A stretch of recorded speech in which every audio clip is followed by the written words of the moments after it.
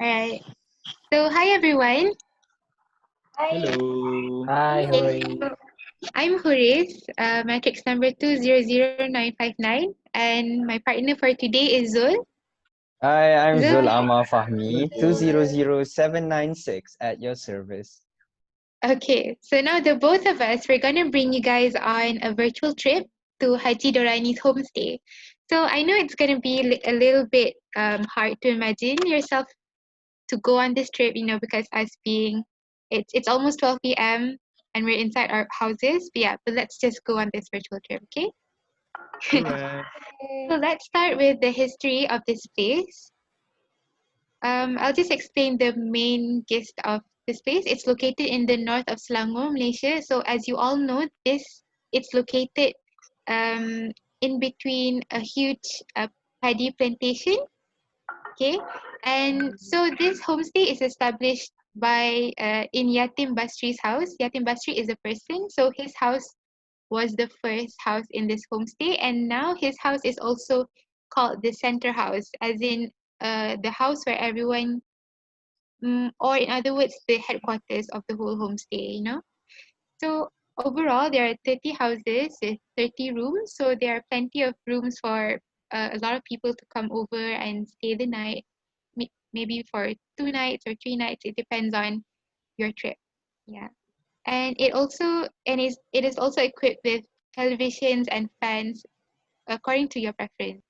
What culture references? Alright, so I'm going to talk about the cultural references. So now, as the slide says, it's mainly ethnic Javanese population. So the Malays, or in Malaysia, we call the Javanese Jawas or Jawa. Mm-hmm. Okay, so as you can see, it's kampong themed lifestyle, meaning like how you stay in a Malay village, that's how you stay in the Haji Dorani homestay.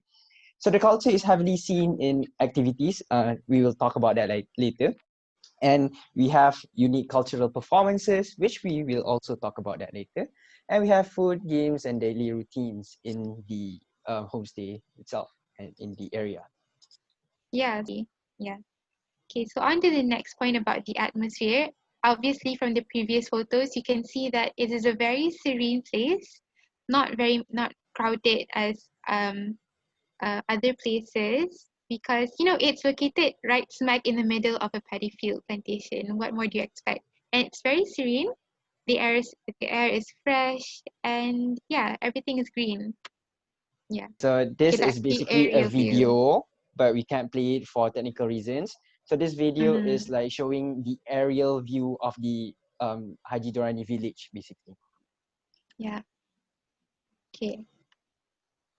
Okay, so I'm going to explain the activities. Mm-hmm. Okay, so basically what we want to focus here in these activities in the Haji Dorani homestay is 4 activities, which is, as you can see in the first picture, it's um, fishing, basically hand fishing. The second one Mm-hmm. is batik drawing or mencanting batik in Bahasa Melayu. And then we have kuda kepang performances, which we can also join in and learn how to dance the kuda kepang. And the last one is, you guessed it, kite flying, which the picture is not actually showing yet, but it's kite flying. Is the picture out now? Yes, it's out. Yeah.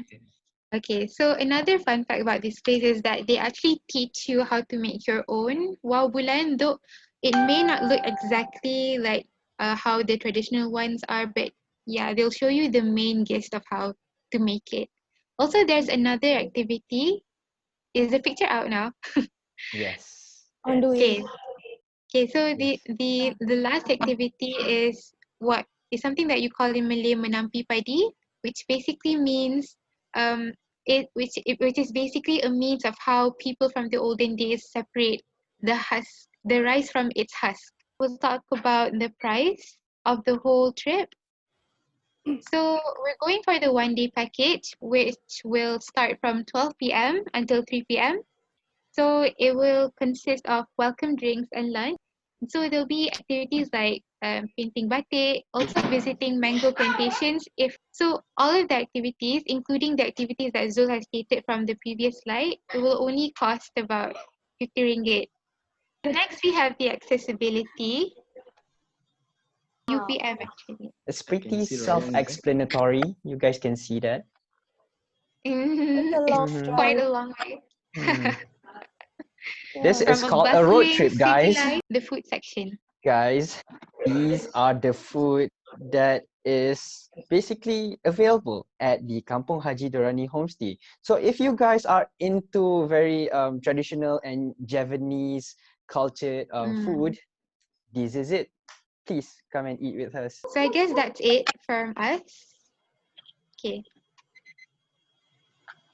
so Okay. let's discuss. All right, so let's discuss about Kampung Haji Dorani. Kampung Sungai Haji Dorani. So what nasi is that? Okay, That is nasi ambeng. yeah, Yes. Embeng. So what's that one? The left down, left. That is that percik keli, Horis? Eh, That a fish. pecel lele. Pecel lele. Pecel lele? Yes, it's Are a you sure? fish. I thought pecel lele is like ayam penyet. Ayam penyet. Yeah, I thought pecel lele is ayam penyet, but ikan keli. With Isn't that sambal. ikan keli? Yeah, that is ikan. That Oh one yeah, is yeah. What is ikan keli? It is catfish, right? Yes, Yeah. yes, catfish. I'm so sorry. Catfish. So yes, the food. Wait, The pecel food. lele? I would recommend nasi, or the English pronounce it as nasi ambeng. I would recommend it because it's good. It's basically like, as you could see from that menu there, you could see that there is dried fish on top. There's chicken, right? There's chicken on the right side. Okay. There's also like, Usually it's soy sauce. okay, Soy and sauce then we have chicken. that tempeh in the bottom right corner. Tofu. And then we have, This one. is that kerisik kelapa, Horis? This one. Yes, coconut. Coconut husk. No, No! no, who eats coconut husk? Come on. It's It's okay. It's okay. The Malay word Shredded for it coconut. is it's like something like shredded and fried coconut. Coconut. Yeah. I And get then we it. have that Alright. that noodles, Noodle. the yellow noodles there. Mee. Oh. Fried Mee meat. goreng. Mee So goreng. we mix all of this into like one dish and we can eat it, and like, oh, we have the taste of everything in one dish. Yeah. So normally you will eat the noodles and the rice together. Yes, Yes. we'll mix everything. Yay. The chicken, Yeah, the sometimes- coconut, the tempeh, the dried fish, the noodles, the rice. Put everything to your mouth. Yes. I'm very enthusiastic so- talking about food. You're hungry. I'm so hungry. I wanna Another ask thing about. okay, sure, ask us. I wanna ask about the 1 day package. So it's Yeah, only okay. from 12 p.m. to 3 p.m. Is it? 12 p.m. to 3 p.m. But usually from my experience going on a school trip, it's gonna be dragged, obviously. Yeah. So it's just a frame Just a for the number. trip. Yeah, it's just a number. But on the trips, it will usually be dragged by even the person who handles the trip because there's so much that they want to show to us. Yeah. That's cool. But maybe there's gonna be a lot of visitors at the same time, so they just prepare that sort of framework. But if it's on a very empty day and it's only us, then I guess it's possible for us to go on a longer run. Yeah. Right, I see. Okay, Horace, how about we talk about the culture that is trying to like be focused in this Haji Dorani homestay? The culture. Okay. There's a lot of like culture that we try to spotlight when the stay in Haji Dorani homestay. For example, the most biggest thing that we can see in the culture and the most fun thing is, for example, the wow bulan, trying to create your own wow bulan and trying to fly it. That is a very fun activity to do. It's like flying kite, but you have the opportunity to make your own traditional kite, which is the wow bulan. And as you know, the wow bulan is like something that is very traditional. Even on our coins, it's something that is portrayed since like a long time ago, and it's in our mainstream culture. So I think it's something that we should like really give spotlight to. Is that the Yeah, shape of the bulan? I I have a don't think so. question. It looks like a The normal Bulan kite. looks like a half crescent moon. Yeah. Ni, This and one looks then like there's a normal kite. yeah. The diamond cut. I have a question. What Yes, is the Nero. Yeah, dancer wearing the mask? The What? face mask. Ah, Oh, yes. Why is the that? kuda Okay, kepang, is it? let's see the Yeah, Kuda Kepang slide. Is it one of the costume for them, for the dancer to wear the face mask? I believe Yes, so. it is. Is yeah. Is anyone here from Doho?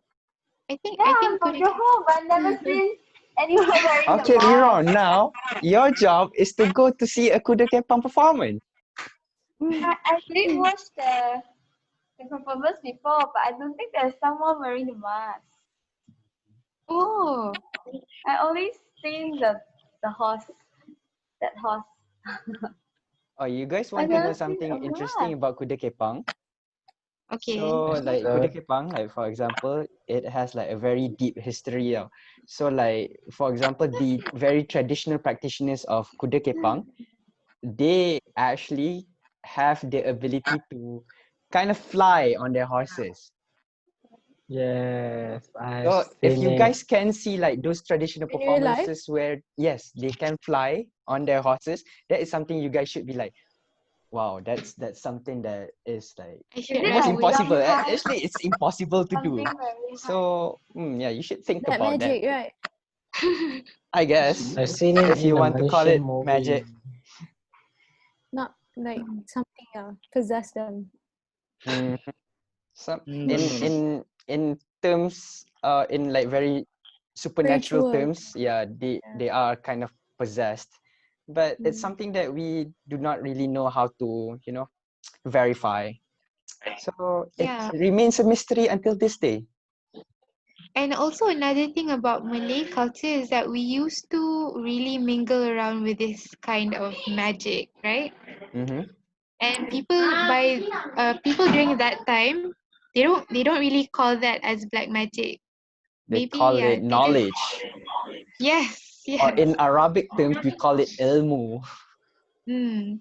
So if the current generation sees it as black magic, maybe they don't see it as such, and maybe it's just a normal occurrence for them. So yeah, that's just a little bit about the culture. Okay, Can we conclude now? Interesting. can we conclude? Yeah, sure. Yeah, sure. Go on. Okay, Faris, do you want to conclude? Okay, I'll start and you can end the conclusion. Okay, so in conclusion, that's all from our virtual trip to Haji Dorani's homestay. I hope you've enjoyed this short trip. As you can see that it is very rich in culture in terms of how they lead their lives traditionally. And yeah, it's actually a very a community-based tourism. As you can see that everyone is getting along with each other, and how the kampung people interact with I think it's more about how these kampung people interact with the modern people like us, the millennials. Okay, maybe Norman and Shivan and Lirang aren't millennials. I'm not so sure about that, but yeah, basically the modern people and how they use these kind of medium to pass down our ancient cultures. Yeah. Did that make sense? Yeah, okay. Yeah. Okay. So we've shown you the culture, we've shown you the background, we've shown you the activities, we've even shown you the place or the location of the Haji Dorani homestay. So I think that's enough for tonight. So I conclude that Haji Dorani homestay is something that we should go have a trip to. Already have a virtual trip, so let's go on a real trip next time. So, It's worth the time. all right. Bye. Bye-bye. you. Thank So that's you. all. Thank you, Thank guys. you. Thank you.